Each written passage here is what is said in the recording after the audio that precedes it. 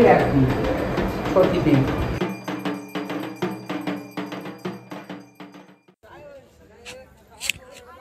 কথিত আছে আমতার এই মেলাইচণ্ডী মন্দির ৫১ সতীপীঠের মধ্যে অন্যতম। শতাব্দী প্রাচীন এই মন্দিরে পূজিত প্রধান বিগ্রহের নিচেই আছে সতীমায়ের পায়ের মালাই চাকি।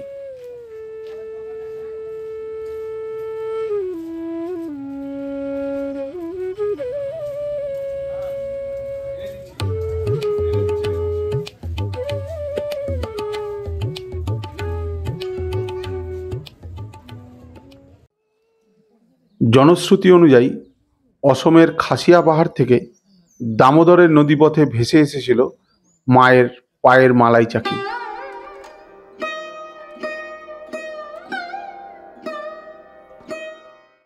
পরবর্তীকালে আমতার জয়ন্তী নামক একটি গ্রামের নদী তীরে সতীমায়ের পায়ের এই মালাই চাকির অনুরূপ প্রস্তরখণ্ডটি খুঁজে পাওয়া গিয়েছিল। স্বপ্নাদেশে দেবীর চণ্ডীর উপাসক ও পরম ভক্ত শ্রী জটাধারী চক্রবর্তী জয়ন্তী গ্রামের দামোদর নদীর তীরে মায়ের এই অস্তিত্ব খুঁজে পেয়েছিলেন এবং তার বাসভবন থেকে বহুদূরে এই জায়গায় দীর্ঘদিন ধরে নিত্য পুজোর দায়িত্ব পালন করেছিলেন। পরে মায়ের ইচ্ছা অনুসারে দৈবিক সেই প্রস্তরখণ্ডটিকে তিনি স্থানান্তরিত করেন এবং তার বাসভূমির এই বিশেষ স্থানে এনে প্রতিষ্ঠা করেছিলেন।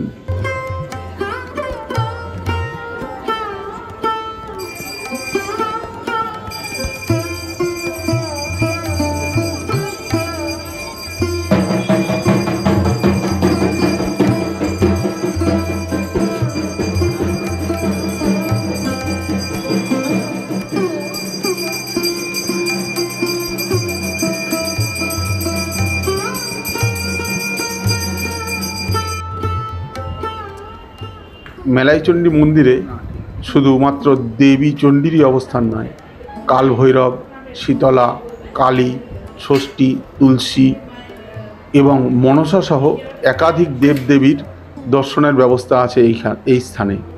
তবে দেবী চণ্ডী ব্যতীত সকলকেই ঘটে পুজো করা হয় এই মন্দিরে। এইটা মায়ের মালাই চাকি করেছিল এইখানে, ৫১ পিঠের এক পিঠ সতীপীঠ। আগে মা ছিলেন দামোদরের ওই পাড়ে, হ্যাঁ, জয়ন্তী বলে একটা গ্রাম ছিল, সেইখানে মা থাকতেন। মায়ের পুজোর খুবই কষ্ট হতো, দীর্ঘদিন মায়ের পুজোর কষ্ট হতো। মা এখানে স্বপ্নাদি ছিলেন যে আমি তো প্রত্যেক দিন এই টাইমের মধ্যে এই টাইম খাওয়া দাওয়া করি, এবার যখন বাউন ঠাকুর এখান থেকে যান হাতির এর পিঠে করে, কুমিরের পিঠে করে পুজো করতে যান, এবার ঝড় জল বজ্রাঘাত সারা জীবন তো আর এক থাকে না, শীত গ্রীষ্ম বর্ষা সবই আছে, এবার বাউন ঠাকুর সবসময় পৌঁছাতে পারেন না, যার জন্য কুমিরের পিঠে করে পুজো করতে যেতেন। এবার এক সময় এমন দেখা দিল কুমির আর সেই টাইমে আসতে পারেনি, তার জন্য মায়ের খুবই অসুবিধা হচ্ছিলো। এবার মা স্বপ্ন দিতে ওইখান থেকে মা এলেন আমাদের মেয়েতে ময়রাপাড়ায় রেস্ট্রি, মা এখানে এসে বললেন, মা এখানেই তখন থেকে স্থাপিত হল। আর আমাদের জটাধারী চক্রবর্তী এখানকার বংশধর, চক্রবর্তী বংশধর, ওই জটাধারী চক্রবর্তী আর কি মাকে এখানে নিয়ে এসেছিলেন মাথায় করে, উনি মায়ের সেবক, মায়ের পুজো করতেন। আরও বড় ঘটনা আছে, বই আছে, মায়ের এত বিদ্যাস আমার বলা সম্ভব না। পুজো কখন থেকে কখন? পুজো সকাল 7টা থেকে একদম রাত্রি 8টা পর্যন্ত। 7টার সময় মায়ের ঘরটা খোলা হয়, পুজো স্টার্ট হয় সকাল 9টা, আর মায়ের আবির্ভাব খোলা থাকে প্রত্যেক দিন করে। হ্যাঁ, আমাদের প্রত্যেক দিনই ভোগ হয় মায়ের। হ্যাঁ, এখানে 10টার মধ্যে ঢুকতে হবে, কুপন কাটিয়ে 70 টাকা করে কুপন কাটিয়ে ভোগ খাওয়ানো। হ্যাঁ, এই একদম স্টেট ঘরের সামনেই এ আছে নাম্বার, এই তো সামনে লেখা আছে, বলুন নাম্বার তো পাবো।